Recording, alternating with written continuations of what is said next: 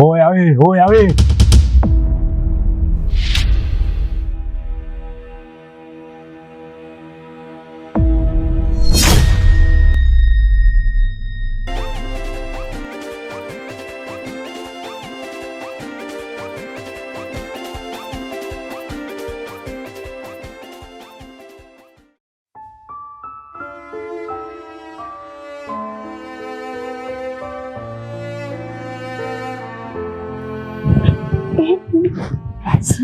Oh baby,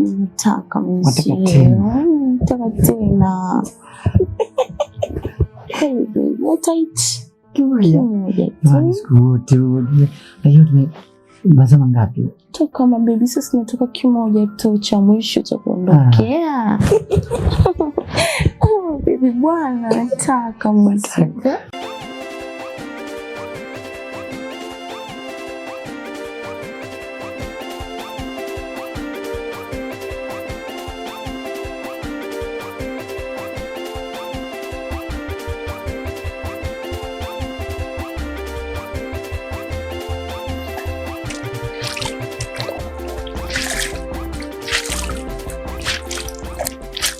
Wallahi mimi nakaa napata shida na njomba hivi mimi. Mama yake anda nzurula tu mimi nakaa hivi nakaa. Hemu nyamaza weye nini weye? Hata kama ndio mimi ndio mjomba ni mama, lakini mimi sio mama yao, sina cha kunyonyesha weye. Haka nsumbua kwa nini sasa unakaa unanisumbua? Hekesha weye kule haya hapa mimi nakaa nashika mikojo yako. Hekesha nini mama yako kutwa anakaa na randa tu. Mama yako kutwa randa huko randa na wewe unakaa nsumbua. Hivi kwa nini unakaa unanisumbua wewe? Sasa sutulie sasa, kesha nakugea. Mimi ndo nataka kugea hapa, maana mimi ndo nakaa na mie hapa. Yaani mimi nakaa nasumbua mama yako kama la kaonekana ubago, mala onekana tebe. Yuko sasa, lakini una nini wewe? Kila kitu mimi nimekushughulikia hadi leo. Lakini mbona wewe unakuwa una shida sana, unatia mimi mazonge wewe? Mimi asansha choka. Na wewe na mimi sina tatizo kula cha kukupa hapa sasa hii. Wewe naye usiku umeenda kudanga wewe. Umeenda kudanga wewe. Wewe kala nzurura ndo saizi wanarudi nyau nini? Mimi cha kukupa sina. Huyu nakaenda kuzurura, kaenda kuranda na wewe ulikuwa umeenda kuranda, umeenda kudanga. Wewe wakaa ndani wewe kama nakutegemea wewe. Panya huko ndani wakaa cheza dansi. Panya wankuja mpaka wanipuliza kwenye masikio, waningata vidole vyangu mpaka saizi sijashindwa kuvua vizuri mimi wewe. Tena usilete. Oka hapa na kanitafutie panya ule hapo kala mimi daga wangu jana. Jamani, isha kumchangia Msambe atakuwa mpaka lini? Ana wiki ya pili sasa alete hela za marejesho. Na sisi tumekaa kimya tu hapa. Tuna kazi ya kutoa hela. Hiki kitu hakiwezekani. Yaani kiukweli mimi nimechoka. Kila siku tunamchangia yeye, nimechoka. Hapa yani yenyewe sisi tunajiminya, tunaleta rejesho. Kila mtu anakuja na rejesho lake hapa limekamilika. Yeye kila siku akija anatuletea habari mpya. Hivi kwani tutafika huku tunapokwenda? Halafu mbaya zaidi sasa. Hajibu meseji, simu apokei. Na akija hapa anajichekesha kana kwamba anatumudu sana. Yaani leo kijulikane mbivu na mbichi. Kama ni vipi apigiwe simu. Uko nyumbani nilikotoka, mama yangu ni mgonjwa na nimekuja na pesa ya rejesho langu tu, naombeni apigiwe. Sawa, ngoja nimpigie. Mpigie, wewe si ndo shoga yako. Sawa.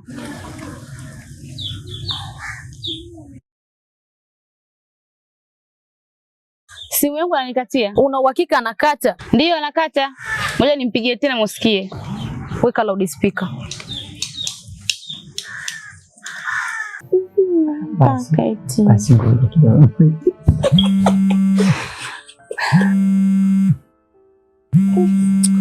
Nani tena? Nani tena? Oh bwana baby, achana nao. Mimi siwezi kupokea simu nikiwa na wewe tu. Mimi nataka penzi lako tu, simu mimi ya nini?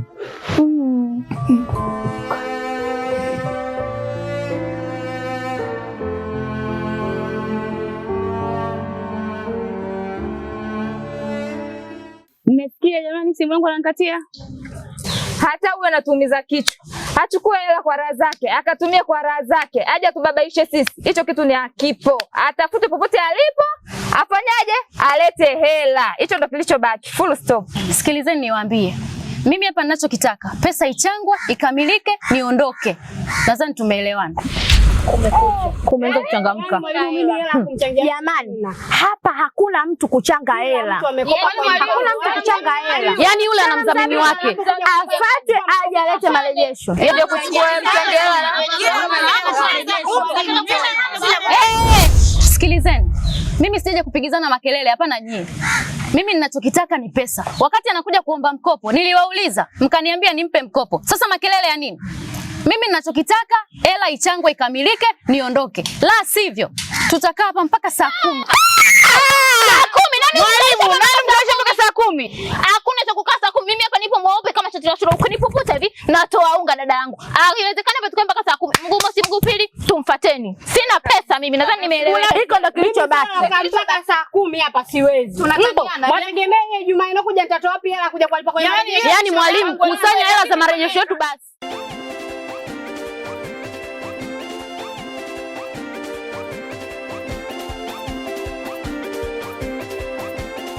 Pumbavu, mimi sitaki sana namsubiria huyo bingwa kuranda. Niankaa hapa sasa hizi mimi niamfua miguu mikojo mtoto wa Nkunya wewe. Mtoto wa Nkunya wewe. Mtoto wa Nkunya sasa. Ni hata sitaki tena hapa. Nani tena? Na kesho sikute ndo yeye. Kama ndo yeye huyo mbona mimi atanikoma mimi saizi. Kando ni mama yao. Anipigia mimi simu kama ni mama yako huyo. Halo, uko wapi wewe? Mbona kanshurisha mimi? Samahani bosi. Samahani bosi, mimi sikufahamu hivyo. Wewe bosi, nisikize mie mwenzako, mimi na matatizo. Wewe hujaelewa, wewe bosi, usifanye hivyo wewe. Kesha mimi hapa ndo niko na mjomba wangu, mie ndo niko naye mie hapa. Kesha kimishongea na makame hivyo. Ushanifahamu? Na yeye akaniambia atakubali, ushanifahamu? Kwa bosi mimi swala lote meisha Allah. Na hapo wallahi summa tena bosi. Ya Allah summa makame amfanyia hivyo mie bosi, kweli kabisa nakwambia, kweli nakwambia kueleza ukweli hivyo. Sifikiri kama ni mwongo hivyo. Mimi na matatizo ya kifamilia bosi, ukiona utanicheka hivyo. Yaani bosi utanicheka hivyo. Ana makame mfahamu kila kitu hapo, ushafahamu? Wewe nyamaza, naongea na bosi wangu. Nyamaza, kaa kimya. Na huyu yani acha tu bosi wangu wewe. Yani samee mie, samee, usifanye hivyo, so uzuri hivyo. Basi kesha mimi hapa hapo mimi nishakuelewa bosi wangu. Hapa shaka bosi wangu. Yani usirudia hayo maneno, so uzuri bosi, ushafahamu? Mtoto wewe mtoto.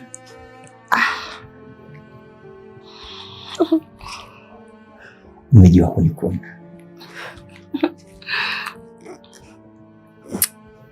Mkumbi wako nani? Inawezekana una PhD ya mahaba. Yaani sijawahi. Asubutu.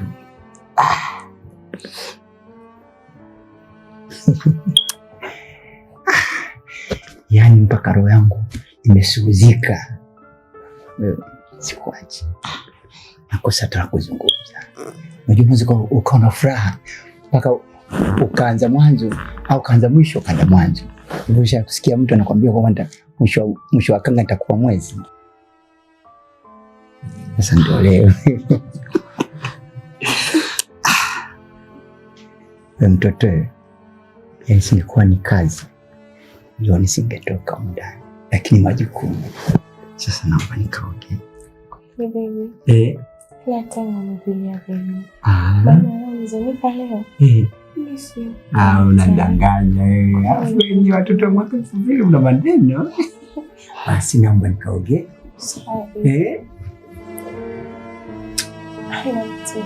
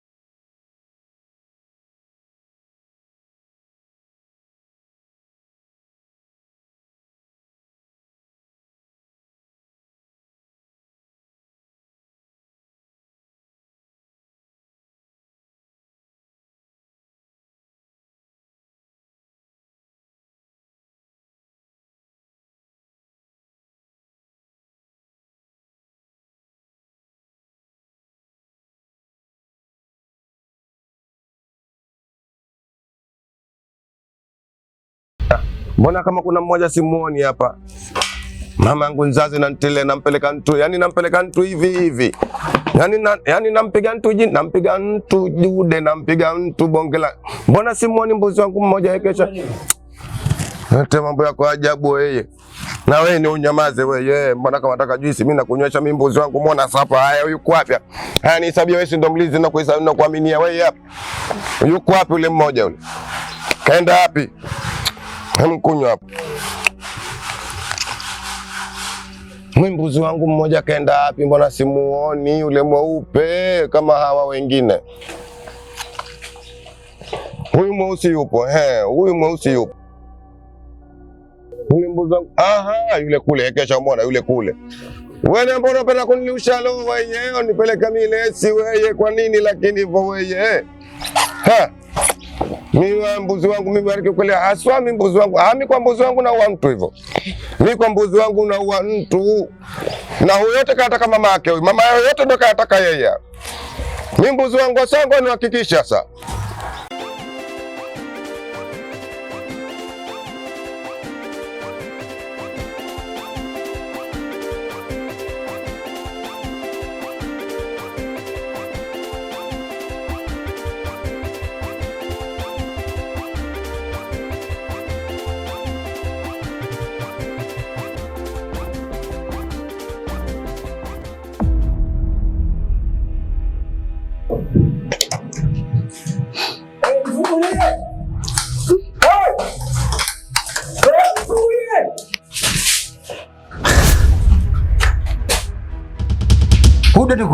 Mimi nilikuwa nafanya usafi huko, nimesikia omba msaada.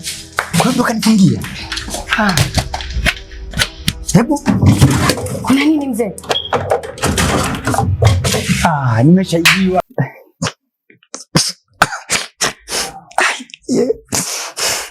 Mjukuu wangu.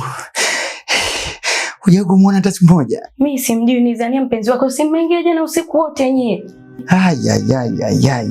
Mama yangu imekwisha. Hela za kampuni nilikuwa nikalipe mshahara wa wafanyakazi. Kudadeki.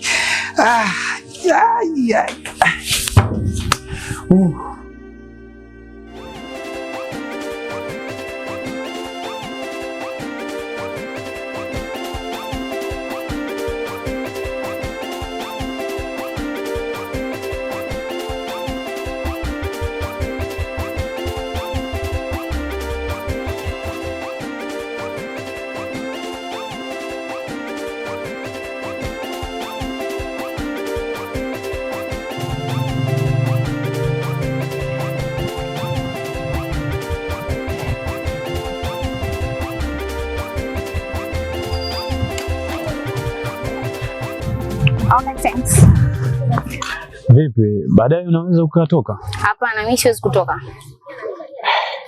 Kwa nini? Sina muda. Umemaliza? Subiri mama. Halo? Halo. Nakwambiaje? Nifuate pale uliponiacha jana pale. Vipi, upo pale pale nilipokuacha jana? Na wewe sio guesti. Njoo hapa na nilio hapa Tungebaa. Kona 3 hapa. Okay poa basi sister. Na uibuka hapo sasa hivi.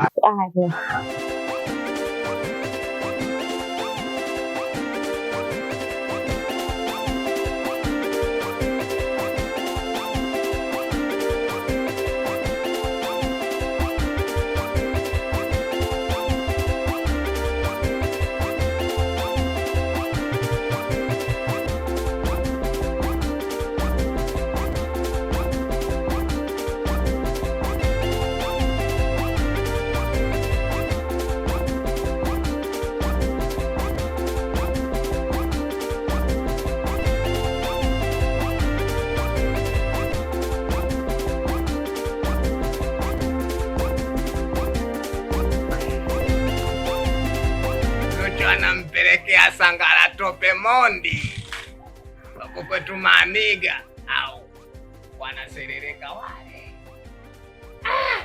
Asubuhi jamaa anaenda kuichapa. atajua na wenyewe. Huku ndo Uswahilini, akinipiti kitu mimi Kwale. Chochote kile kinachojipendekeza kinajipitisha. Afu na yule dada mimi nilikuwa namtamani ajui tu, ila nimemuona.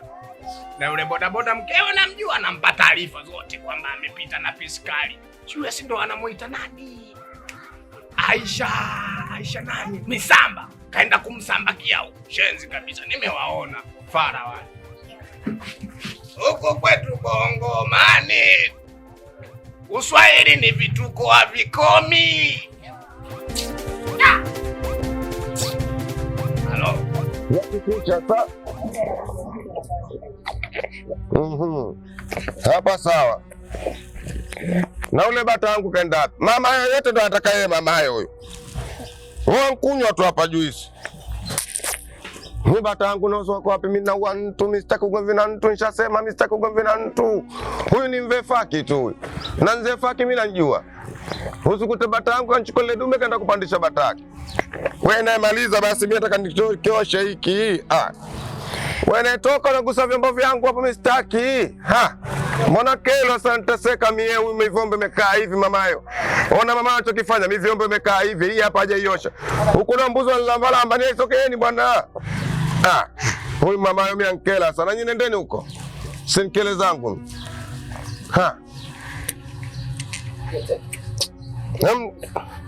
Hapa tulia hapa sasa, simama hapa na wewe. Simama hapa na juisi yako na wewe. Shikilia. Mama yona anavyonifanyia mimi, ni hivi kweli haki hivi? Mwalimu, tutakaa hapa mpaka saa ngapi? Wengine tumekaa mpaka njia zinatuma. Mimi naona tungasikiza ushauri wa kikundi, tumfuate Aisha mpaka kwake. Tukimkosa twende kwa wadhamini wake. Au nasema Mungu anakundeleza. Kweli uliposema hapo umeongea. Maana sasa tunaacha kwa biashara. Wengine tushachoka, toka asubuhi tupo tu hapa. Tuna kazi zetu za kufanya huko nyumbani. Tumsubirie mtu mmoja tu. Bila siingiza chochote na sijui itakuwaje Jumatatu. Sikilizani niwaambie. Mimi nimewaambia tutulie, atafika. Na muda si mrefu atakuja.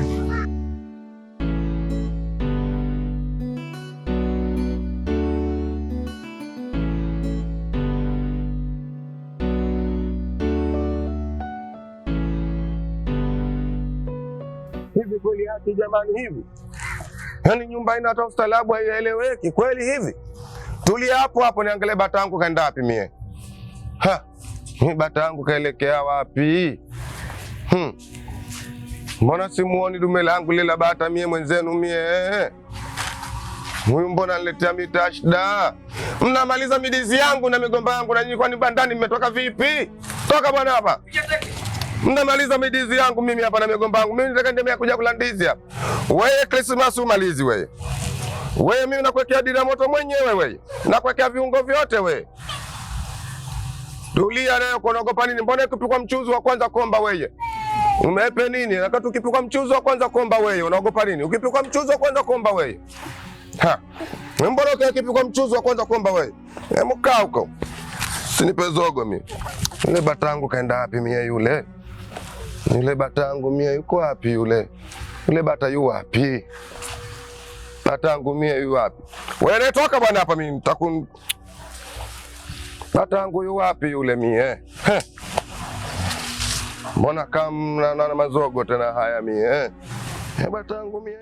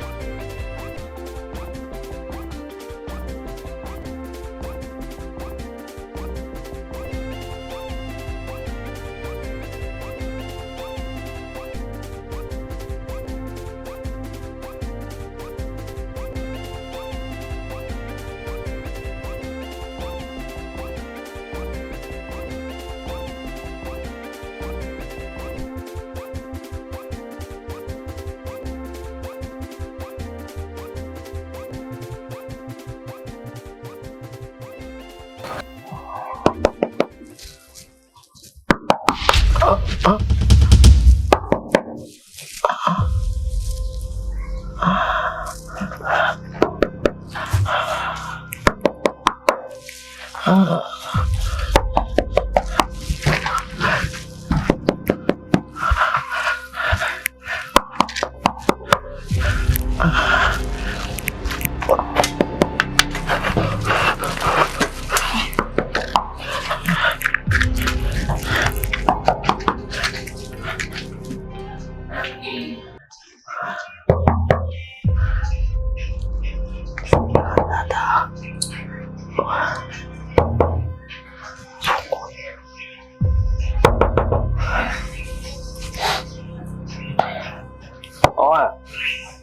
Nani?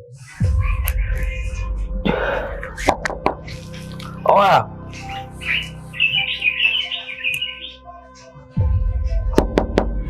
Oa. Nani?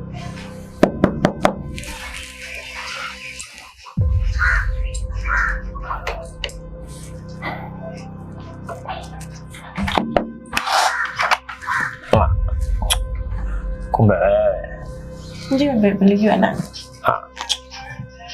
mwanangu umesenkua kinoma. Kumbe wewe muoga. Mimi sio muoga mwanangu, mimi nilijua data. Alafu mimi nilikuwa nakula vitu vyangu hapa. Umenirusha kinoma baby. Pole baby, I'm so sorry. Kwa sababu unajua unakuja kwa baby yako afu unagonga kama data mwanangu. Unagongaje kama data hapa, unajua utawala. Sometimes unapiga simu tunavuta inavutika, ikivutika inaokotwa. Sasa baby ndo unanifokea. Mna sometimes lazima kuambia na ukweli. Wewe unajua kabisa mimi nakula madunganya. Umenikata mwanangu. Baby. Sorry baby wangu. Sometimes sorry, lakini sometimes sorry hainogi. Sorry, pele unajua kwa kucha pele.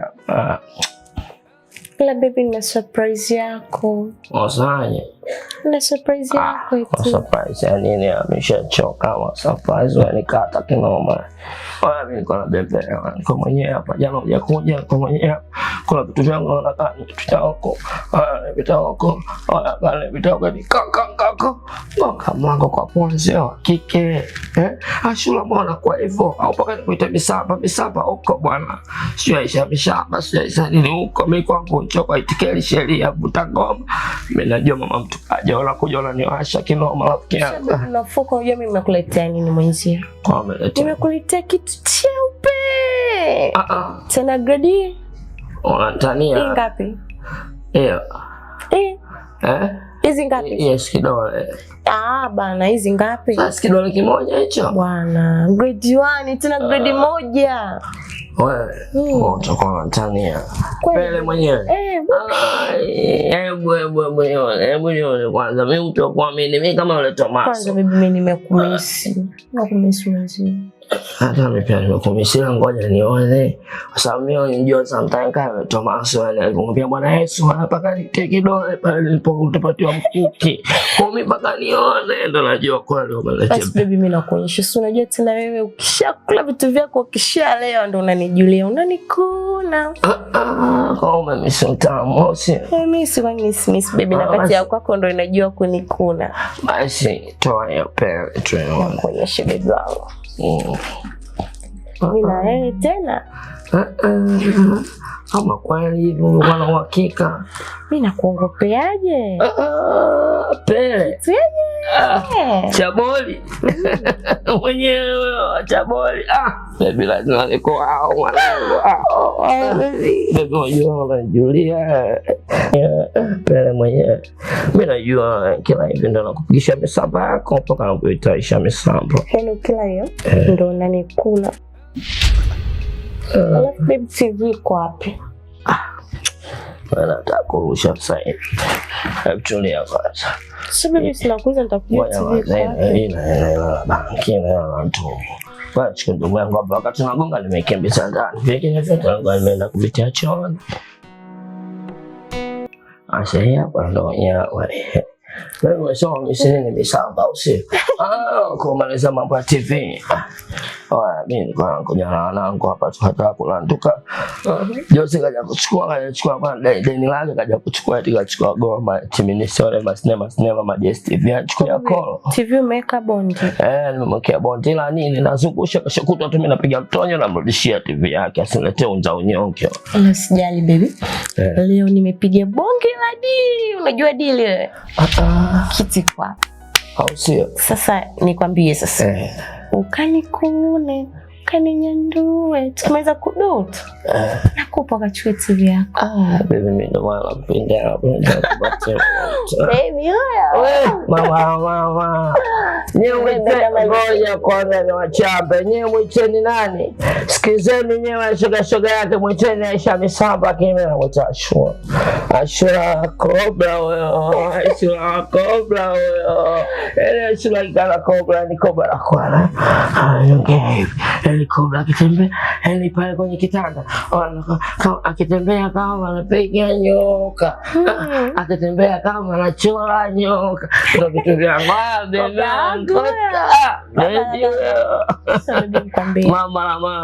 Baby ukwambie. Mwanzo nimefanya vyote lakini mimi leo nataka kwa. Wewe tulia bila kushughulikia usojua kazi yako. Natangulia ndani baby. Vuta lakini unajua mimi nakusubiri ndani sana. Sawa baby, mimi sina ndani yako.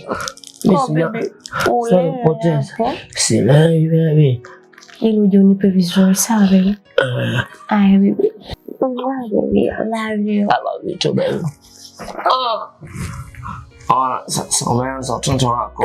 Nishakwambia tangulia. Baby wewe. Fanya uje basi. Ashura wewe. Wenye mtani wamwita Aisha Misamba wewe.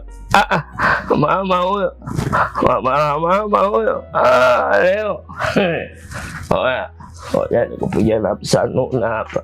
Kipigia na msanuna tengeneza mshobwedo humo. Salampanda humo. Wada sura jua hapa. Hapo leo mnaambia online TV waikomboa.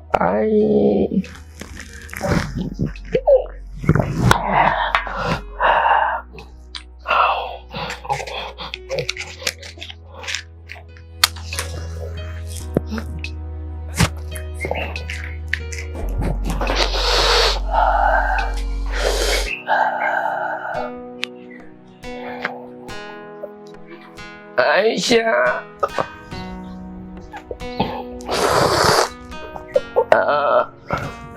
Mama kombolelo.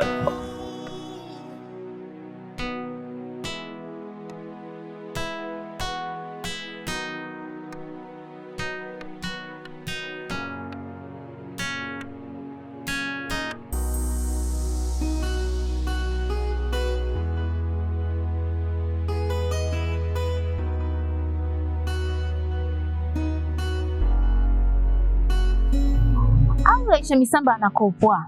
Kwa nini tena?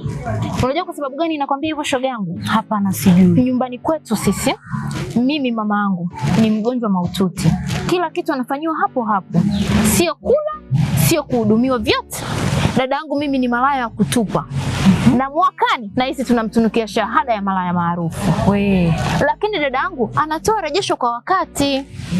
Jana usiku amenipigia simu mdogo wangu kesho rejesho nikamwambia ndio. Akanitumia pesa kana kwamba leo nilete. Yaani yule anajua kwamba ukisaidiwa unatakiwa usaidike. Lakini sio kwa Aisha Misamba. Nimemchoka, nimemvulia kofia. Lakini au itakuwa kweli na wanaomkopa na yeye mwenyewe wote hawana akili. 50 majinuni, 50 wagewage. Na kama hivyo unavyosema mama anaumwa na dada anatoa rejesho vizuri. Kwanza nawaza mamangu sijui nitamkuta katika hali gani huko nyumbani. Mungu atamsaidia usijali. Amina. Lakini kushinda hapa mimi hata sijapenda. Kitu cha roho kile mimi. Sasa huyo kaingia. Na kuna kitu kaka kwa mama bure. Unajua tangu natoka huko nasikia nyewe vijuso nyewe watu wawili. Tangu natoka huko nasikia Aisha Misamba. Nilikuwa nawachora nyewe kubabeki zenu nyinyi. Tena umetuvumilia tumekuvumilia hasidi kahaba mkubwa wewe. Mimi kahaba. Mimi naye kahaba nani?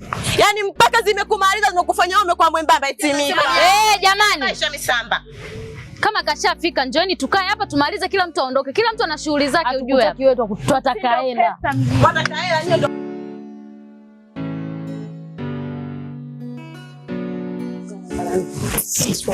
Wewe.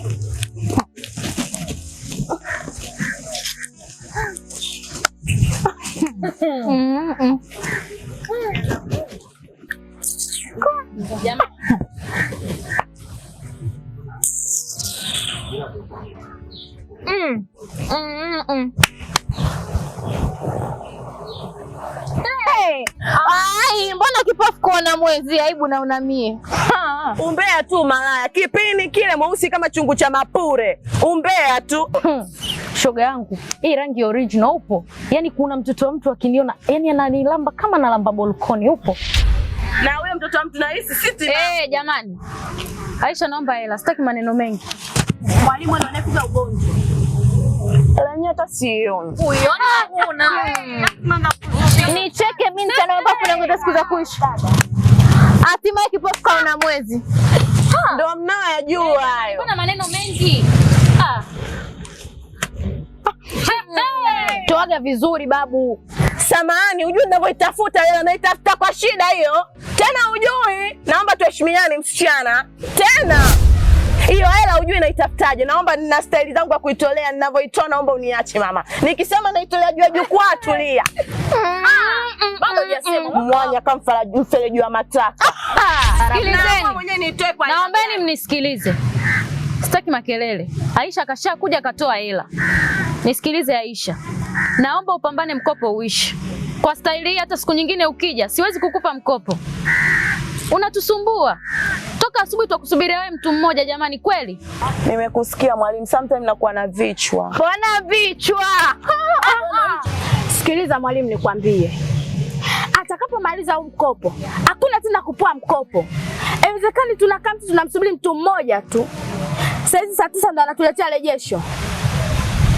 Au mnaonaje na kikundi wenzangu? Kweli, yani ikiwezekana afutwe kabisa. Mimi naona tumemaliza, kila mtu akaendelee na shughuli zake. Tukutane Jumatatu. Aisha, Jumatatu rejesho lifike kama lilivyo mapema sana. Habari ya kusubiriana tena kama hivi sitaki.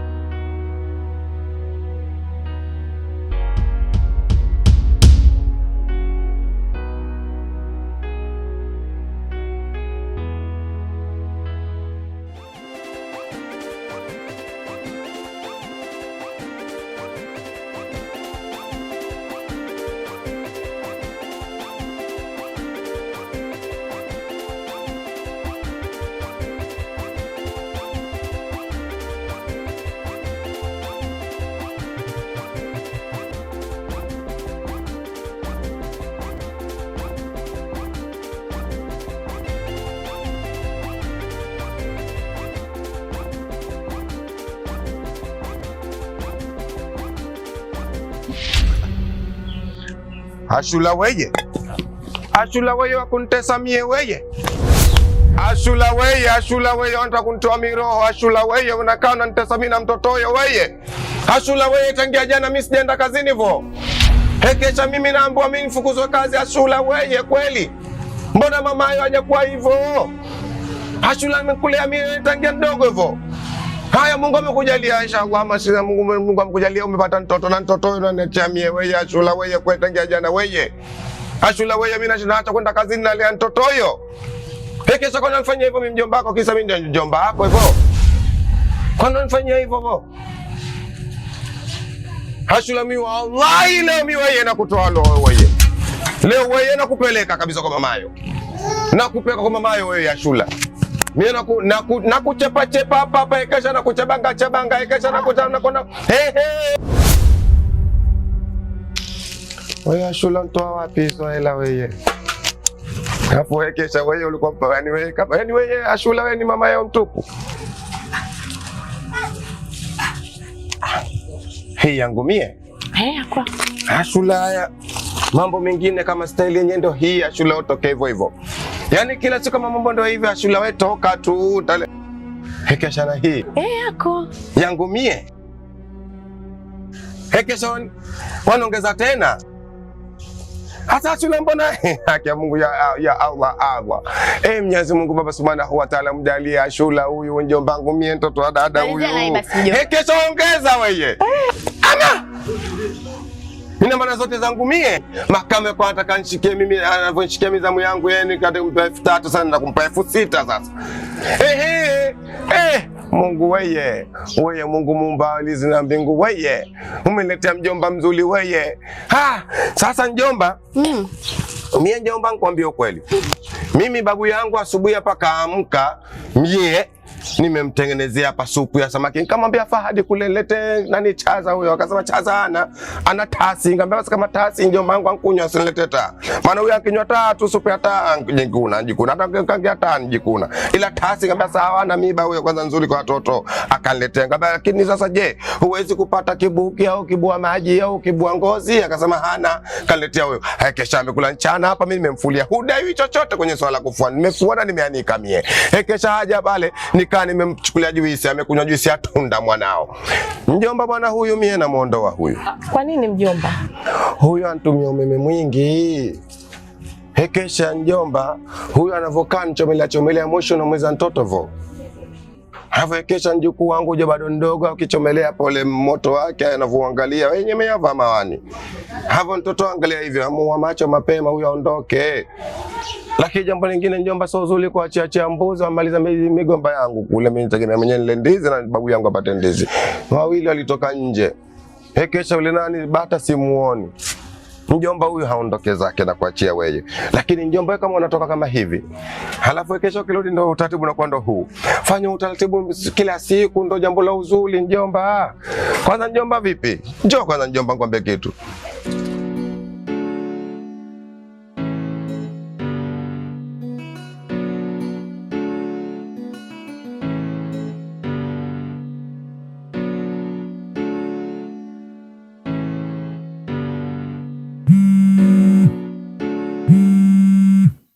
Kumekucha. Alo. Niambie udugu. Mama vuta picha, fanya kama unaona dada. Yaani hapa nilipo sio Shamisamba. Ni ametuchoresha. Unajua kutuchoresha? Katuchomesha mahindi. Mama yale mahindi ya 77. Ya 77 shoga yangu. Yaani tumechomeshwa mahindi kuanzia Likwili mpaka saa 10 mimi ndio tunarudi nyumbani. Hapa nipo natoka sokoni kununua vitu nimpikie wewe mama yangu mimi. Ndo hivyo yani yule ni mshenzi sijui ushenzi wake ataachaga lini.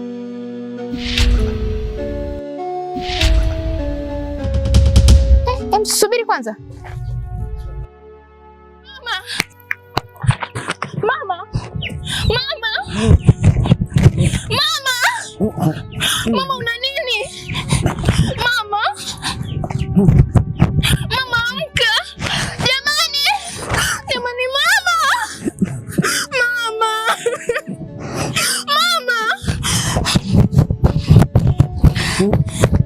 Mama umepata na nini mama? Mama mbona sikuelewi? Mama wangu. Mama una shida gani? Mama, ongea basi. Mama, niko hapa mwanao.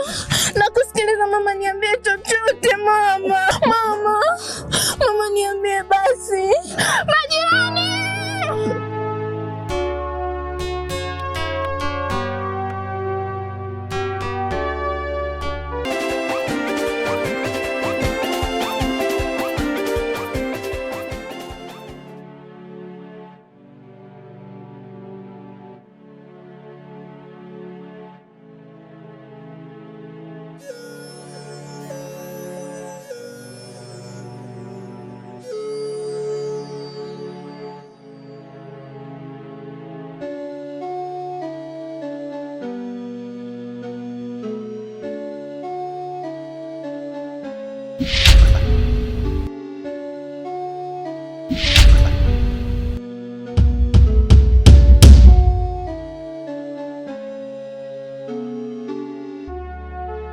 Baba Rama, ya saa hizi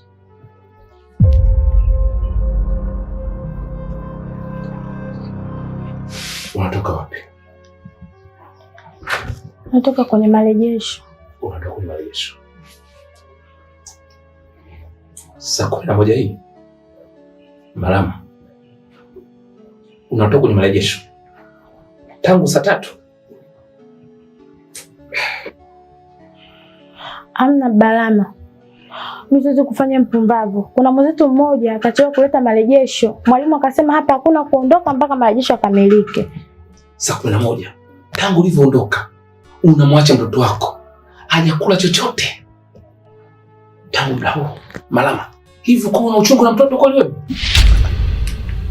Naongea na wewe Malama. Lakini Balama, mimi nilijua nitawahi kurudi, ndio maana nikamwacha mtoto. Acha. Usinifanye mtoto mdogo Malama. Utanieleza leo Malama. Unatoka wapi? Usiletee kabisa umara yako wa kitoto hapa. Kama unataka kufanya fanywa, leo nitakukagua. Na nitakunusa leo. Utajua mimi ni nani. Balama, mimi si. Tulia. Angalia hizi mvizi. Nimeona mengi Malama. Mimi sio mtoto mdogo, nakukagua leo. Lakini Balama, mimi sijafanya kitu. Hujafanya kitu? Hapana Balama, mimi sijafanya chochote. Naomba niache. Unapigana na mimi? Unapigana na mimi? Tulia, unapigana na mimi? Tulia sasa. Usilitoe pumbavu hapa.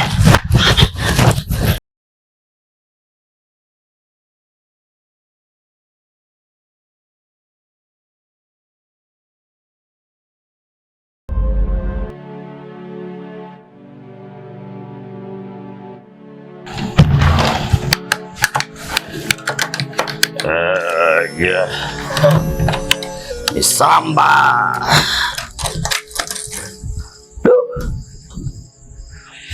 Ila geto bila ubao kunatisha. Kitu cha ubao. Eti umeweka bondi. Eka ubao wangu bondi. Ila mtoto wa kike umeingia kingi, nimekuchezesha, umetoa mtoi. Oya. Kobra yake bondi ubao.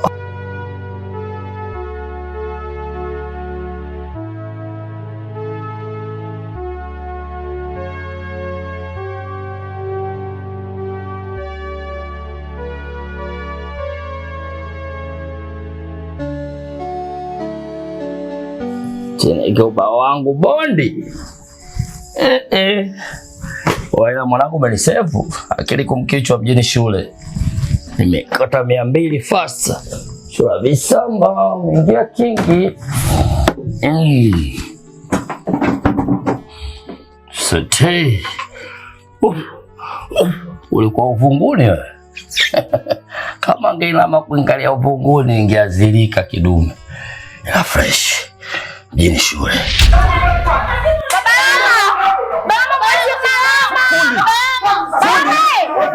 Fundi! Baba Rama! Fundi mwanamke apigwe!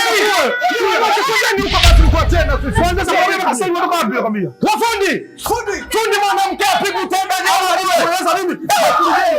Nenda kule dirishani angalia kinachoendelea. Fanya haraka. Fundi!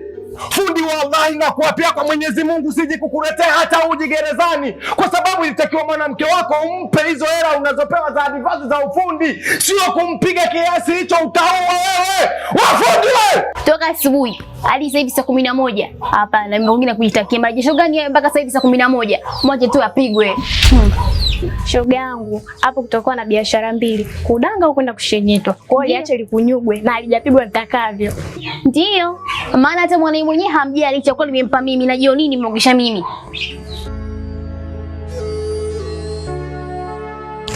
Oya mwanangu, mimi nimekuitia kwa mambo haya. Itekeli, yani ninachokupangilia, unatakiwa ukipangilie ukizingatie vile vile. Sawa sawa. Sio, unanielewa? Nakuelewa. Oya. Mimi kijana nasebenza mambo yangu mbele, si unajua mimi kazi zangu za kusebenza kaburu. Sio, unanielewa mdogo wangu? Kwa kama mimi nasebenza ndani kuachia mazingira. Sio, umenisoma? Mjenge huu. Unaelewa?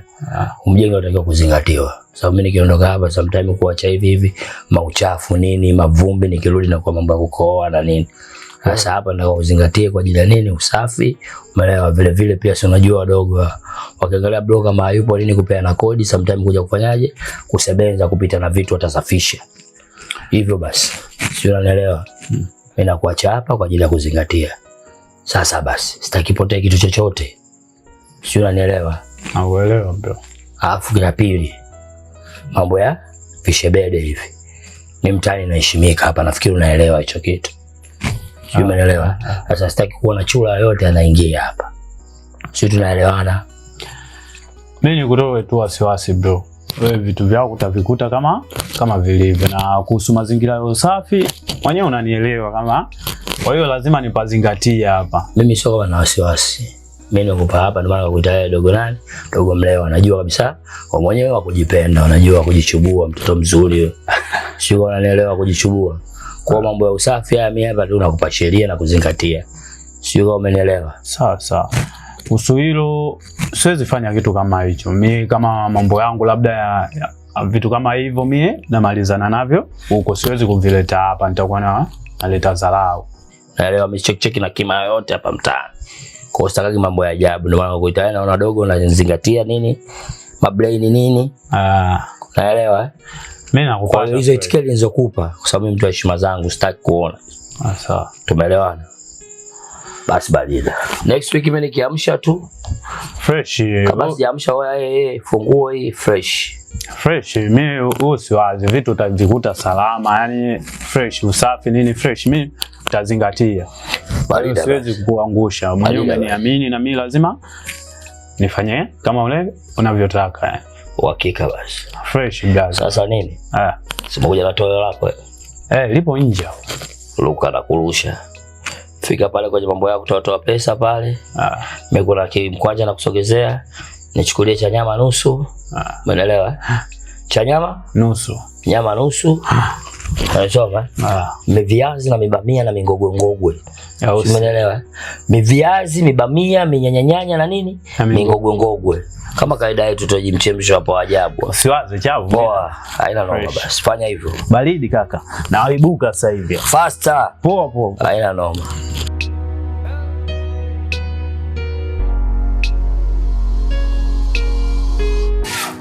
Mwaka siwaelewi. Yaani ndio sielewi kabisa, maana wananichanganya. Kutwa makelele. Kila siku tuwasikia wao, kila siku makelele. Kazi wamezidi. Kila siku wao tu nidhamu.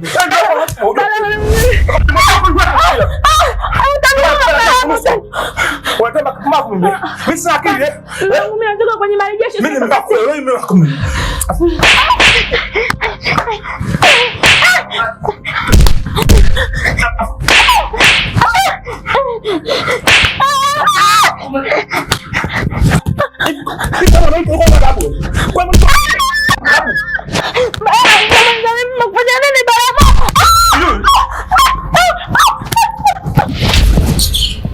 Mbavu sana.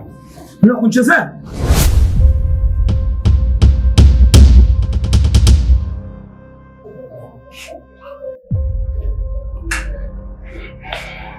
Mama. Mama. Mama.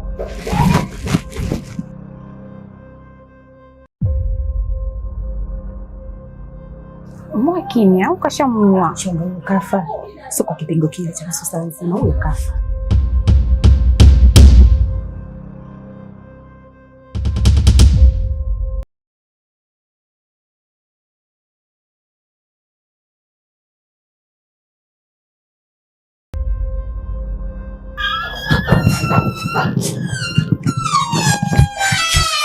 Vipi? Angana mwazima. Kwambia mbea tu. Kama binti vile. Na nyinyi mnajadiliana nini? Angaa midomo yao. Fundi. Kana kukula pongwe. Kazombea tu.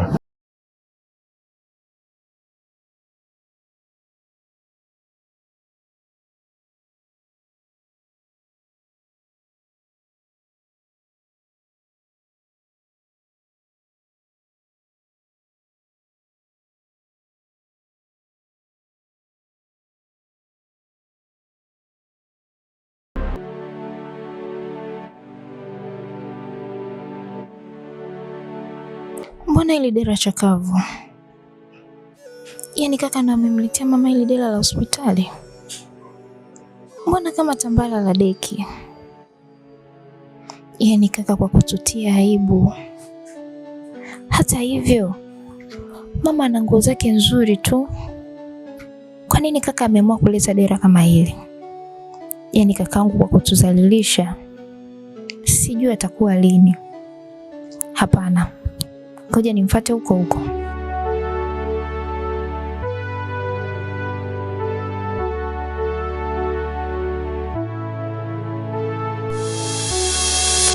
Kaka, yaani nguo kweli ndio unampelekea nayo mama hospitali? Si watu watasema mama haishi na watu. Nisikilize, umekuwa? Nakuuliza umekuwa? Ngoja niambie kitu kimoja. Nani amekwambia mama anaenda hospitali kesho? Wewe si ndio umeniambia unampeleka hospitali? Kuwa na adabu. Mama anaenda kwa mtabibu. Kwa sababu ugonjwa aliokuwa nao wa kiharusi hautibiki hospitali. Lazima akatibiwe na dawa za asili. Kwa nisikilize. Siwezi kumvalisha mamangu nguo nzuri zikaharibiki na mitishamba kwa ajili tu eti wewe umeniambia. Wewe kama nani ndani ya nyumba? Lakini kaka. Lakini nini? Na umetuheshimiane. Jua mipaka yako. Sawa? Ondoka. Usimfoke mwenzio. Mwelekeze tu vizuri. Ondoka bwana. Mshenzi. Tamba kujua najuana hapa.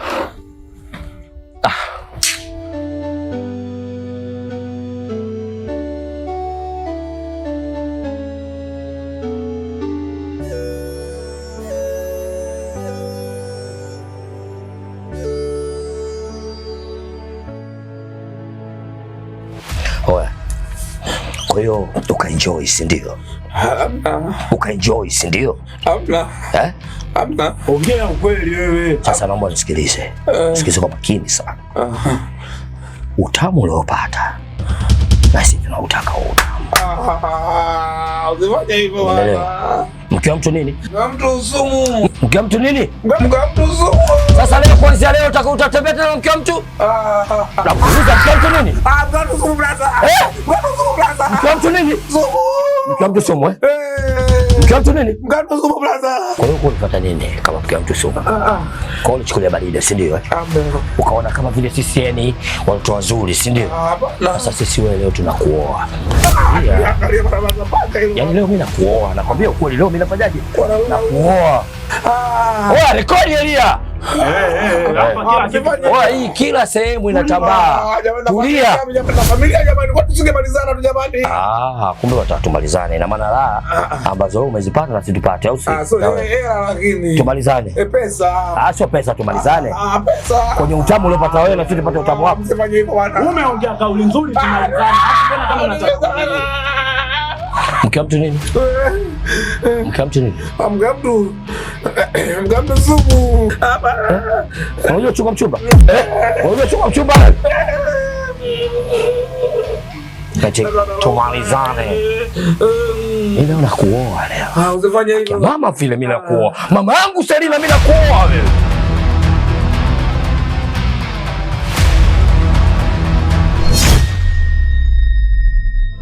Malaya wa mtaa, huyo malaya wa mtaa, huyo malaya wa mtaa, wa mtaa, malaya, malaya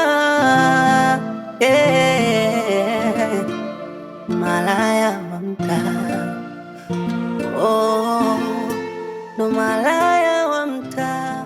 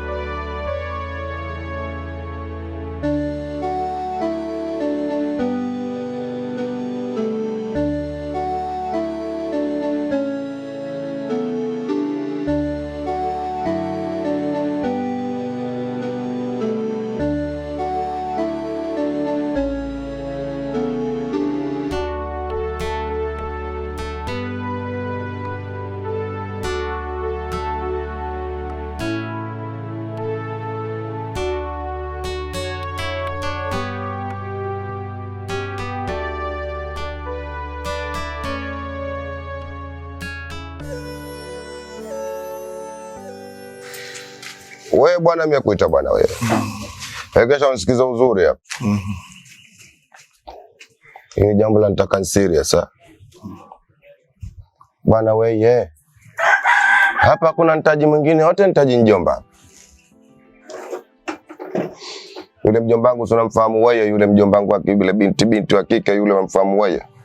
Mtoto mbele mdada yangu yule unamfahamu vizuri yule wewe? Nafahamu. Ana mtoto mdogo yule. Nafahamu vizuri. Yule ndo nitaji yule. Yule ndo nitaji, nisikize uzuri hivyo. Ushanifahamu? Yule ndo nitaji. Kuna dili mimi nicheza na yule.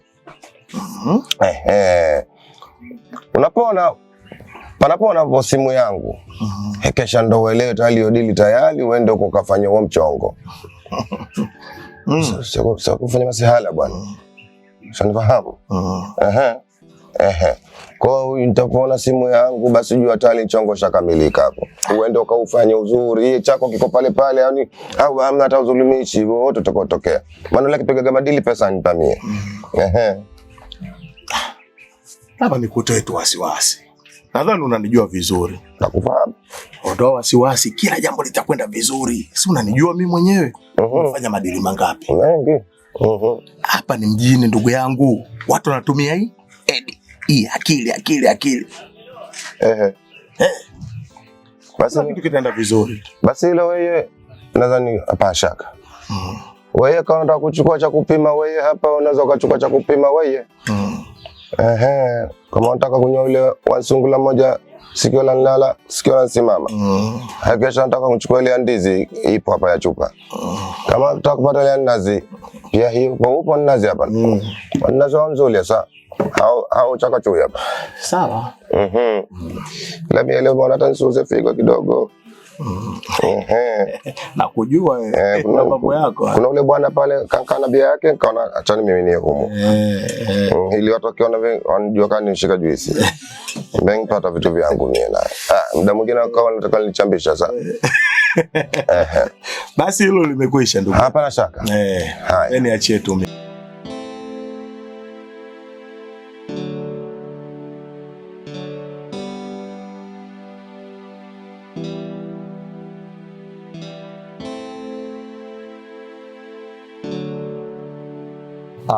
Samahani dada zangu. Bila samahani. Nilikuwa naomba mwenye chochote kitu anisaidie niweze kumsaidia mamangu kwa matibabu. Hatuna hela sisi. Hatuna hela sisi.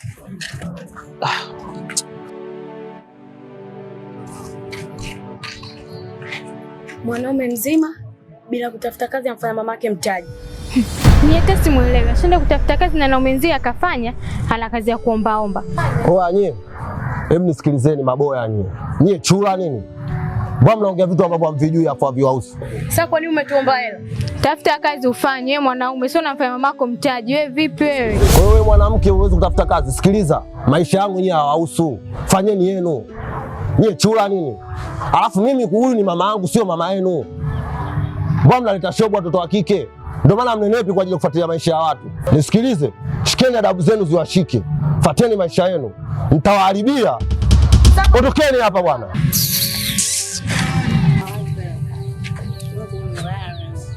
Mama, ngoja tuende.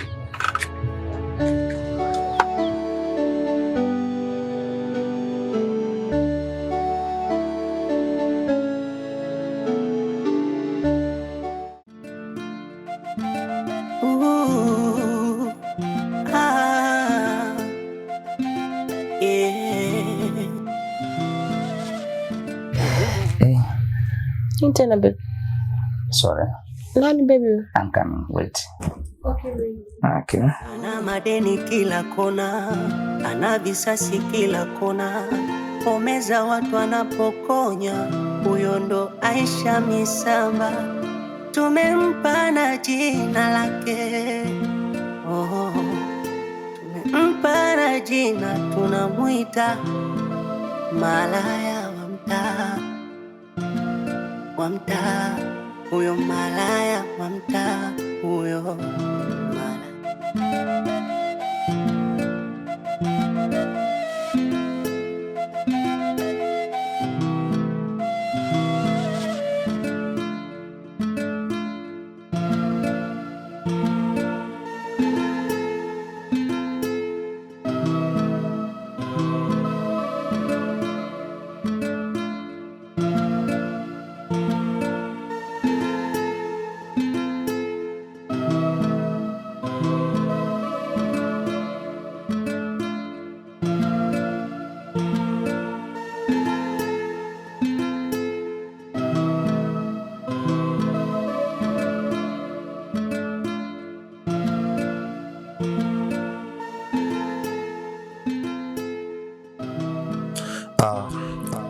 Hii ni biashara yangu mpya mjini. Na na hakika nitapiga pesa nyingi zaidi ya zilizopiga leo. Cheki. Kwa siku moja tu. Mipesa ndo kama hii. Sasa mpa za kutosha. I say, utajiri unanukia. Mara mmenunua pikipiki, mara mmenunua gari, mara mmenunua lori. Maisha yanaendelea. Kumbe fursa zipo mitaani huku majumbani mwetu tunaziangalia tu. I say, hii ni kazi mpya mjini na nitahakikisha napambana nayo bega tu bega mpaka pale nitakapokuwa na mimi ni boss.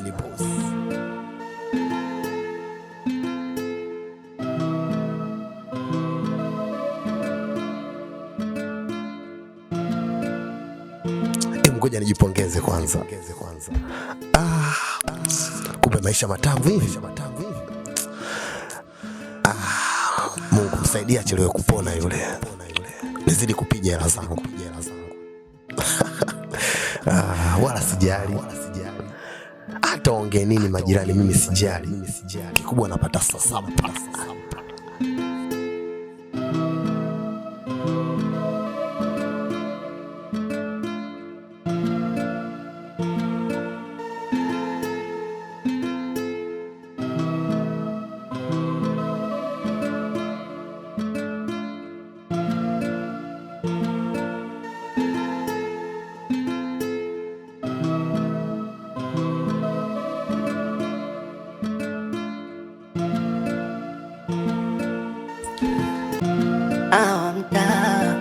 Malaya, malaya, yeah. Karibu. Karibu sana.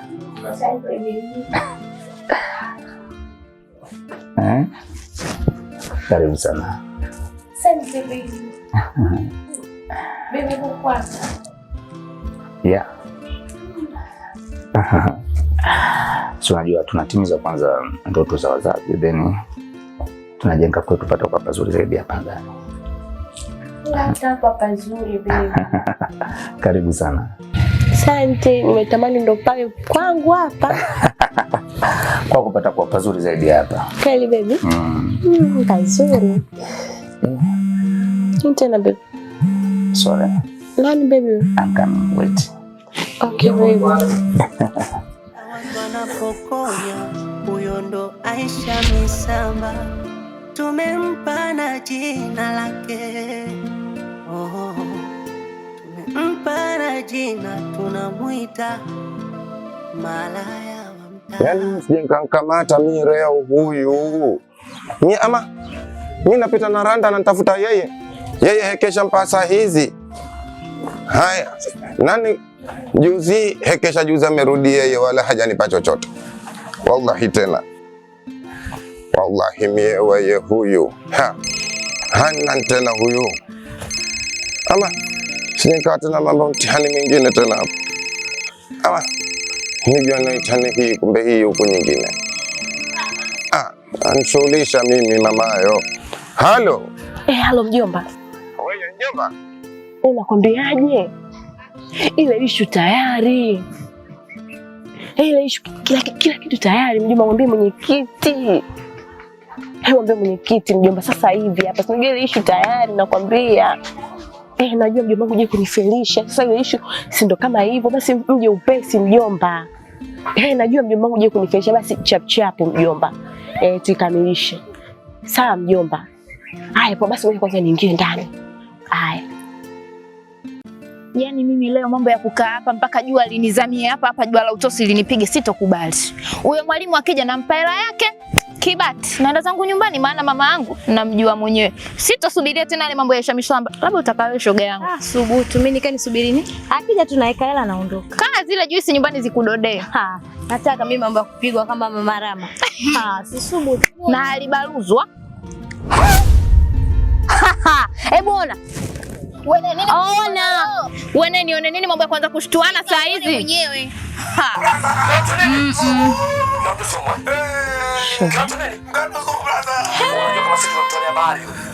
Sitaki kila sehemu mbona futa? Maana mpaka tu mwaka wote kwa pamoja. Ndugu zangu, ni ile futa gani ile? Nazio. Wewe nisikilize nikwambie. Haya mafuta ya parachuti. Hapana bwana. Hapana. Wewe nazi za pangani dada. Wewe nisikilize. Haya hii parachuti. Ni hapana, niambieni koma. Au macho yangu mimi naona vibaya, nina ukungu wa macho. Kwamba ndio kisa nimesoma bweni ndio niwe hata sioni vizuri. Shoga yangu ndio yeye. Ni. Wataka kuniambia huyu ni baba Rama? Ndio yeye. Kwa hiyo ule ujasiri wa kumbaruza mkewe yeye mwenyewe fedhuli. Ila yote tisa shoga zangu. Hii ndio dawa ya wanaume wanaotembea na wake za watu. Hii kiboko. Yesu alikutabiri kutembea na wake za watu. Leo kapatikana. Dada ifunga mwaka. Tena mwaka huu mwaka 2026. Ungeu mkweji vizuri. Sina na hapo bado ingewezekana kabisa yani wangejari. Ina maana yuyu baba Rama juzi kumbaruza mke wake, maana alijua kumbaruza mbele na nyuma. Alimburutua. Ila nyie mtandaoni hapa kazalilika umama. Waongea vidogo. Mwekeni mama Rama hapa. Huyu hapa ndo mama Rama. Alafu fanyeni. Mbona naishia kuongea mimi? Yote 9 10 uogope kusutwa. Kama mwenzangu siogopi kusutwa. Kusutwa kwa mwanamke ni suna, tena mtoto wa kike wa Tanga ukisutwa mama ndo unakuwa umekamilika. Dada kazama.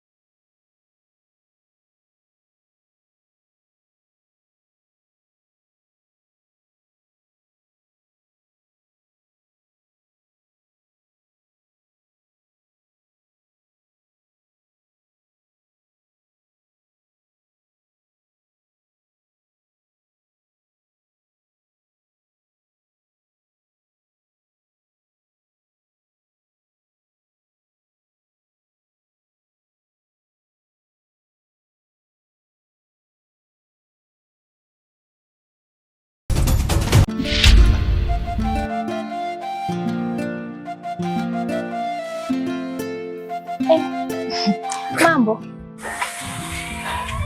Poa, mzima. pole kwanza shoga yangu, maana huyo Barama kajua kukunyuga. Asante, ndo kama hivyo unavyoniona. Haya yote ametaka Aisha Misamba kwa kutuchelewesha. Yule mjala na kijiji. Yote 9-10 kishoka. Kukupa wewe pole isinifanye nishindwe kukupa hizo habari nilizotoka kuzisikia huko mtaa wa 7. Shoga yangu. Hivi nilipokuwa natoka huko nikasema nikija dukani nikusake kokote ulipo kwa udi na uvumba. Dada, uliyofanya wewe ni madogo. Aliyofanya huyo baba Rama aka Mamvi wa mtaa ni mazito zaidi hata uliyofanya wewe. Mungu mimi. Ama, kwa nini namuongelea bwana wa nani? Kakolezwa futa, unajua neno futa? Kama kitumbua cha mkatadamu survivor. Kapakwa futa? Sijaelewa unamaanisha nini? Kakolezwa futa mumeo, shoga yangu uelewi?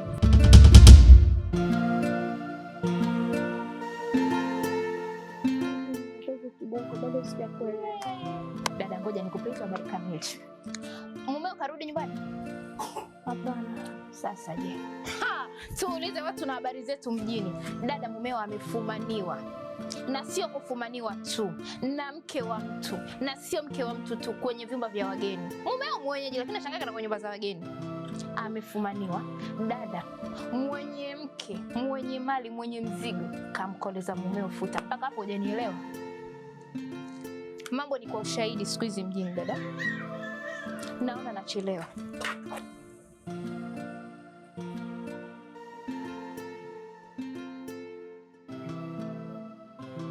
Mambo ni kwa ushahidi.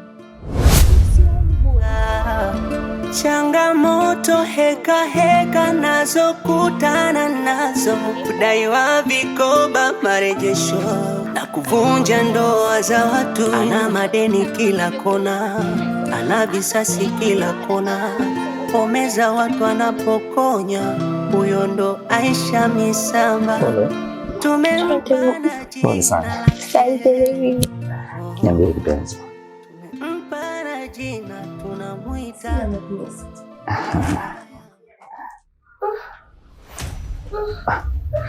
Baby. Sweetheart. Baby. Sweetheart. Una nini? Nini? Baby.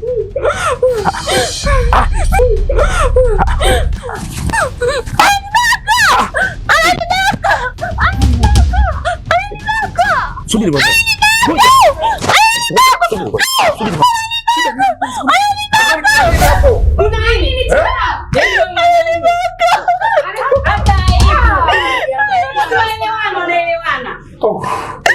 Brother, yani na uhesabu wako wote, yani na heshima ambayo unaheshimika hapa kitaa, leo hii unakwenda kumbaka binti wa watu, binti mdogo kabisa. Yani kumbe kwenye nyumba yako ndo unafanya hivyo vitu mwanangu. Lakini mimi sijabaka. Hujafanya nini na kati mtu anapiga kelele hapo unambaka na madamu si yale pale yanaonekana. Kwa hiyo zile damu za nini? Ukistaajabia msuka yaona Firauni, haya ya Firauni. Sisi tukuchukulia blaza kitani tuishi na wewe fresh, kumbe michezo yako ya kishenzi. Wewe dada, mimi nimekubaka. Yaani tumetoka kufresh tunaongea tunakuja mpaka nyumbani kwangu afu unakuja kuniletea vitu kama hivi. Mbona unataka kunizalisha utani mimi unaonekana ajabu? Mimi sio hivyo. Najiheshimu, najitambua. Kwani unafanya vitu kama hivi? Mimi sijambaka jamani huyo. Haki ya Mungu mimi sijambaka. Mimi sio mjinga kiasi hicho, najitambua. Mimi najielewa. Unakuja unajezea watu ndani ya nyumba kama hivi inaonekana mimi mpumbavu mjinga. Unaweza kunipotezea kila kitu katika maisha yangu kwa ujinga kama unataka kunifanyia. Unajua mimi katika kampuni yangu naheshimika. Na sio katika kampuni tu. Hapa mtaani kila mmoja ananiheshimu. Mimi sio mjinga kiasi hicho. Kwa nini unanifanyia vitu kama hivi? Na kuthamini na kuona mtu wa maana. Kumbe mjinga kiasi hicho ujitambui. Jamani, mimi sitafanya vitu kama hivi, lakini mimi sijafanya ujinga. Yaani kiukweli wewe kaka unatia aibu. Unambaka mwanamke kweli? Mwanamke si maelewano. Jamani. Sio ustaarabu huo. Mtu mpaka damu zinamtoka. Hivi ni vizuri? Hapana, ili jambo apigiwe mwenyekiti. Apigiwe. Kata namba mwenyekiti.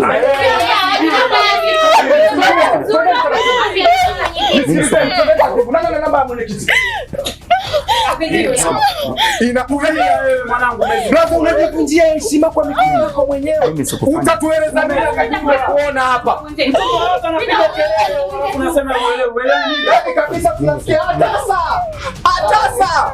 Unasema wewe mpige baba mzima una haya. Malaya, malaya.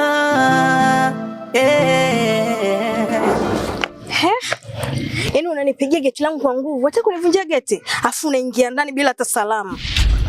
Wapi wewe? Unataka salamu? Ingekuwa salamu inatia mimba, ungekuwa sasa hivi ushajaza mimba na ushaza watoto wako. Mwanamke tasa kuzaa uzafu eti nataka salamu. Salamu hiyo vipi? Ungekuwa sasa hivi una mtoto wa magubika mwanamke, unachojua wewe uzuri kupaka rangi kufanya kuzaa uwezi. Sasa nakwambiaje? Mume wako nampigia hapokei simu zangu. Ina maana gani? Mtoto anaumwa, mimi sitaki watoto wagonjwa. Mtibuni akipona mtaniambia nije nimchukue. Tena nasemaje? Huyu mtoto mumchukue, nimemchoka mimi. Upo usinikodolee macho hapa kama sinema. Ndio ulivyotumwa. Mtoto huyu. Ndio ulivyotumwa. Silei wagonjwa. Nikirudi mtoto kanimkute mzima, so anlegezea macho kama pweza kakamatwa na naniliu na nyavu atakakuvuliwa.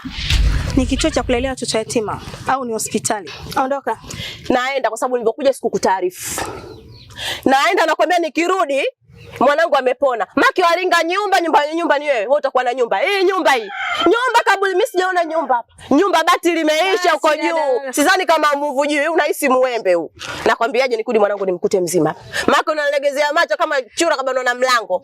Muone komwe kama kiba cha msikiti tena washia. Manake mbele ndio umefutuka hivi. Basi sasa si uende? Muone vile. Uso umekushuka. Kambuzi walibadili.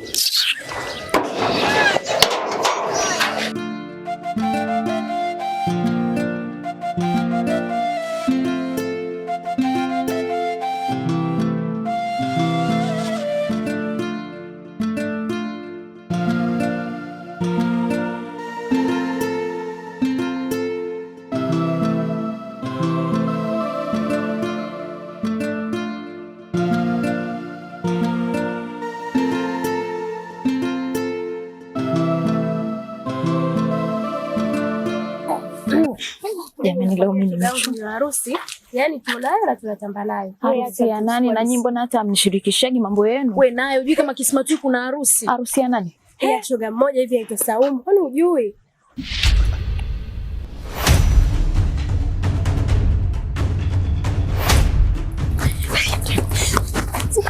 Elia. Nini wewe? Elia, nimeharibu. Haki ya Mungu, Elia, nimeharibu. Hebu sikiliza, acha kujipanikisha babu. Hivi unachukulia masiara? Hivi uone kama watu wametuona hapa? Wewe kwani wanajua tulikuwa tuwafanya nini? Basi tuweza ndio tukasema nilikuwa nakuonyesha nani tu. Elia, acha kuongea kiurahisi Elia. Yaani mimi mwenzako heshima yangu yote imeshatoweka Elia. Mimi watu wataniangaliaje mimi? Wewe hakuna leo kuona bana, hebu punguza pressure babu.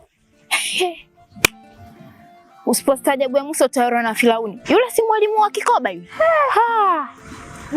Haya na kuliwa ubandani. Jamani, kweli ubanda ama kweli kufa kusalanduka mgogoro nyumba ya kupanga. Watu ndio wameshuka samani kiasi kile. Guest hizi zilizojaa kote. Dada, tatizo kwa Keba kumevunjwa ndo kulikuwa bei rahisi. Wapi? Unasikia huko? Unasikia unapocheka? Sasa si wanacheka mambo yao babu. Mbona unang'ang'ania hicho kitu unaonekana na nani? Elia, mimi wale pale ni wana kikundi. Mimi ndo mwalimu wao. Hivi unaniona mimi naona tu, yani unaona unachanganyikiwa Elia. Jamani, anatusemaga sisi twaliwa kwenye majani. Pale pia kuna majani, si umande ule. Haya dada, guest zilizojaa tele. Kuna Chawote, kuna Mtuku, guest house. Mtuku mchezo. Na bei 15,000 tu. Nani kakwambia Mtuku 15,000? Hakuna cha Mtuku 15,000 shoga yangu. Pale Mtuku ndani ya masaa mangapi tu 20,000. Kwa Keba sema ndoko kumevunjwa, maana ndo kulikuwa bei ya wanyonge. Haya dada. Mdomo koma binti wa watu. Ya nshinda kwangu.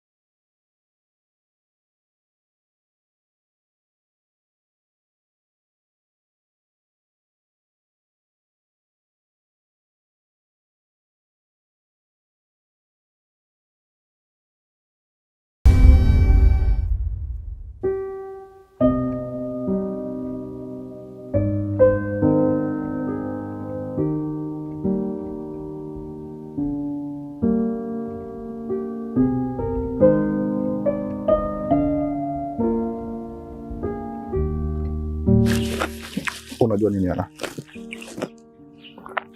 Labda nikwambie tu kitu kimoja. Umekuwa ni mwanamke tofauti sana. Utofauti ambao sikuwahi kutegemea kabla. I swear. Ana, tokea umekuja katika maisha yangu, sijawahi kumwona mwanamke mwingine zaidi yako. Kuna muda unapopita njiani nakutana na wanawake wengi sana, lakini nawaona tu kama wanaume wenzangu. Na wacha nikwambie tu, wewe ni zawadi kubwa sana katika maisha yangu. Natamani nife, unizike, ufe nikuzike Ana.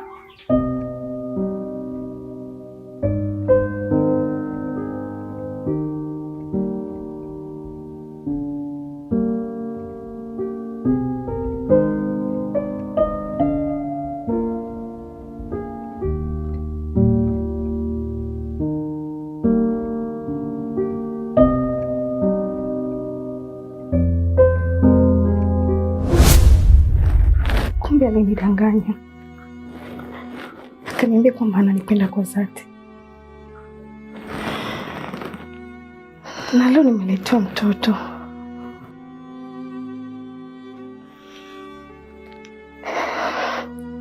Kumbe na yeye malaya tu wa mtaa.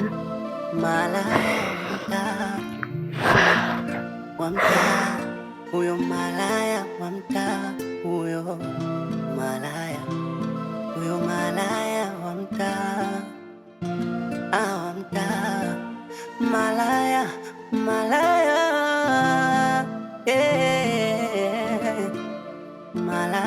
wa mtaa, oh, ndo malaya wa mtaa, oh.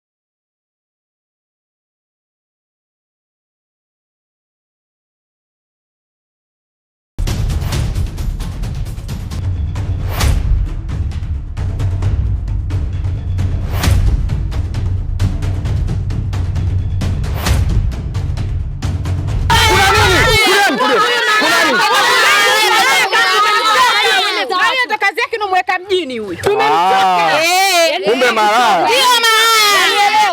Leo tumekuchoka malaya. Tulieni basi. Malaya ukaiba mume wa mtu.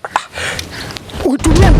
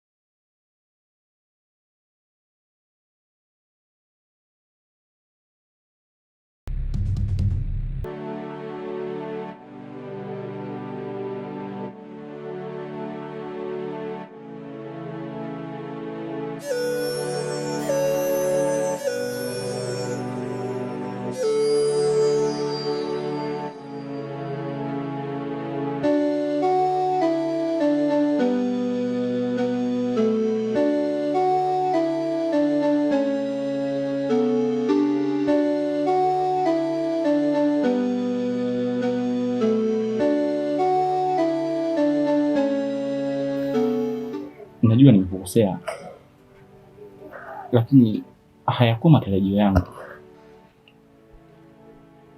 Ana yote yametokea. Yule mwanamke mimi si mtu wangu. Sema tu alikuwa tu ujanani na kweli tulipata mtoto. Ana mimi nakupenda sana. Na ndio maana nikashindwa kukuambia mapema. Imani yangu ilikuwa huenda nikikwambia nitakukosa. Na ni kitu ambacho mimi sikitaki na sikutarajia kuwepo katika maisha yangu. Kwa hiyo nilikuwa nasubiri tu wakati sahihi ufike na nikwambie. Wakati sahihi? Wakati sahihi upi Magubika? Mimi na wewe tuna muda gani katika mahusiano yetu? Miaka miwili. Kweli miaka miwili umeshindwa hata kuniambia kama una mtoto? Umeshindwa kuniambia kama ulikuwa na mahusiano mengine? Kwa nini lakini? Na mpaka sasa umeshanificha vitu vingapi? Mpaka Mungu ameamua kunidhihirishia ile. Basi kuna mengi zaidi ya ile ambao unanificha. Ungeniambia basi hata una mtoto, ningejua nini cha kufanya. Hapo unaenda unakutana naye, unafanya ya kufanya, unapeleka huduma za mtoto, unarudi kwangu, unanidanganya kwamba unanipenda. Kweli Magubika? Ana mimi hakuna mambo yoyote ambayo nafanya naye yule mwanamke. Yule nilishamalizana naye kila kitu. Ana mimi amna, yani basi inatosha. Katika kitu ambacho ukijui, labda sikutamani kuzaa nje ya ndoa. Ndio maana sijai kutamani kuwa na mwanaume mwenye mtoto. Ndio maana mimi nikajitunza mpaka sasa hivi sijapata mtoto. Na hisi labda ndoto zetu tutakuwa umeshazifuta zote.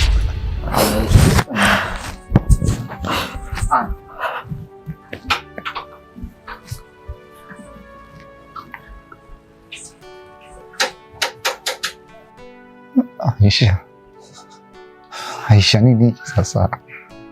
Mimi nashamalizana jamani. Na sasa unanilipia.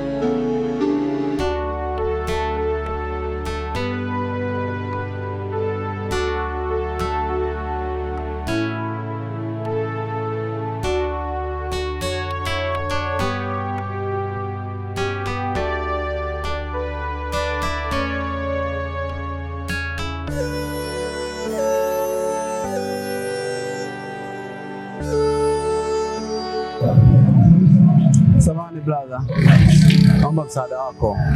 Bi mkubwa anaumwa huyo na anataka matibabu na sisi hatuna uwezo huo. Kwanza pole ndugu yangu. Asante sana. Pole sana. Sema na kiasi kidogo ndugu yangu hapa.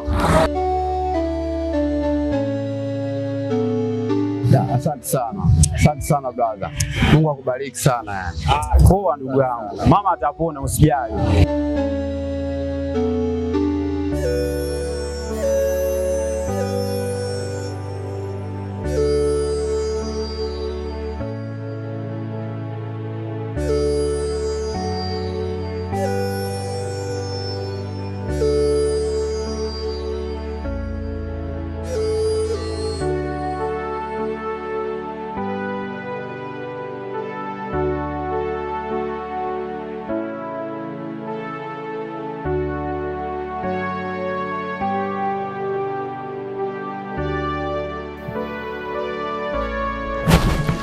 Niache.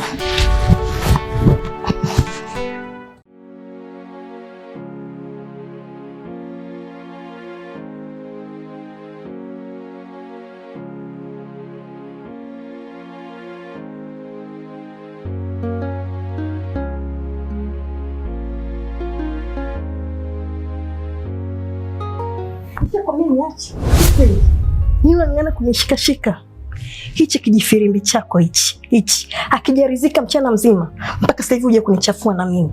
Sikia nikwambie, ukiendelea kunigusa nitakufanya kitu kibaya ambacho utaamini.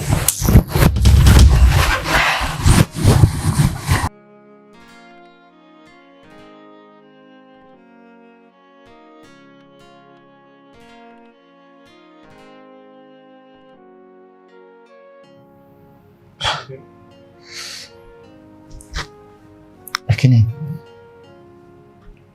anatuweza tu. Nishakwambia uniache usikii.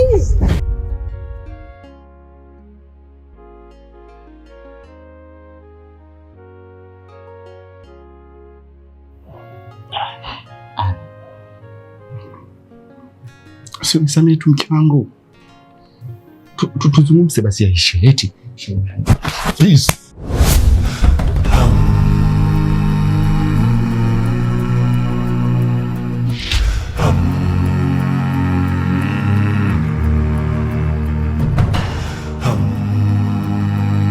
Ungekuwa unajali hisia zangu na kunipenda mimi, ungeniambia kama una mtoto kabla sijaingia katika mahusiano haya.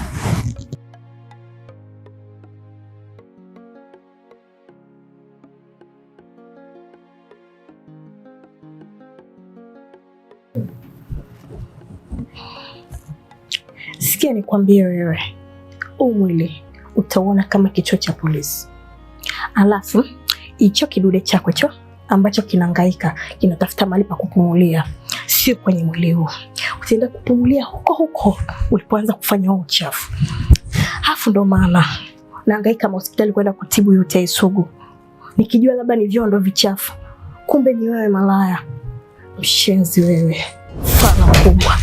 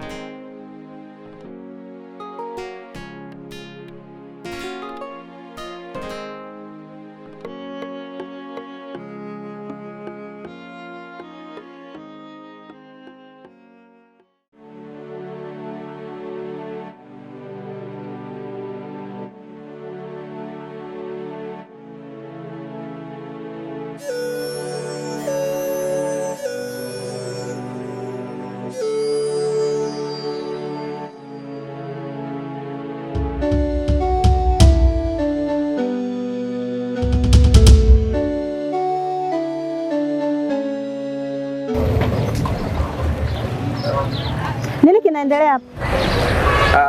Bi mkubwa anaumwa, kwa hiyo tulikuwa tunahitaji msaada dadangu kwa ajili ya matibabu. Bi mkubwa, samahani lakini wewe unajua mimi ni nani kwangu? hilo mimi siwezi jua dadangu. Huyu ni mama yangu. Kwani namfanyia hivyo? Mbavu wewe. Huyu ni mama yangu unamdhalilisha mitaani kweli? Tena usiongee. Mbavu. Mama. Mama yangu. Wewe. Wewe. Samahani, naona kashakuwa kama na shida, naomba tu niache. Dada, kwa nini unachukua jukumu la kunipiga mimi? Wewe unajua mimi ni nani? Samahani. Hilo mimi siwezi jua. Kwa jabu naomba niache kwanza mimi. Hapo nyinyi mtabaki wenyewe hapa. Samahani kakaangu. Nione lipi tu kwanza ili kwa sababu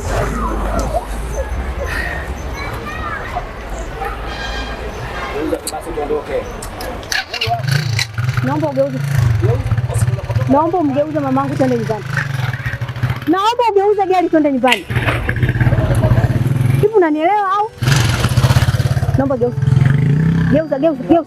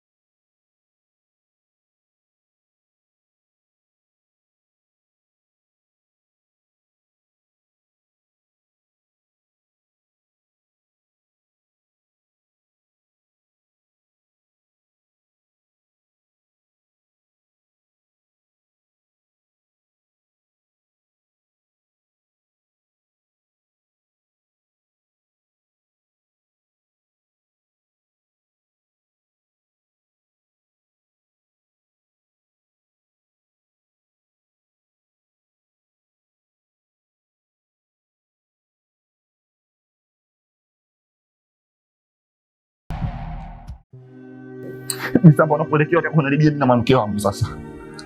Mimi na mwanamke wangu unajua tunaishi vipi? Misamba, nisikilize. Sawa, huo upuuzi unaendelea kuongea na huo upuuzi unaendelea kufanya, mimi sitaki kuendelea kusikia. Nina uwezo kufuata huko ulipo na kufanyia kitu ambacho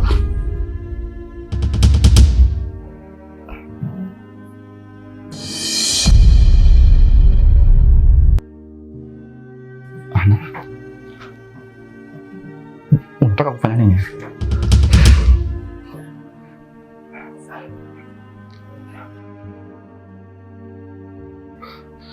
Ana. Maji yanakutolea. Unataka kufanya nini? Eh?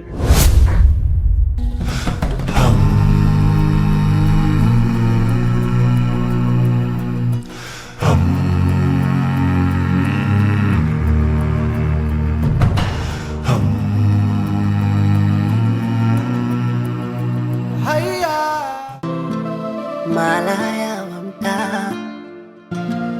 wa mtaa, huyo malaya wa mtaa.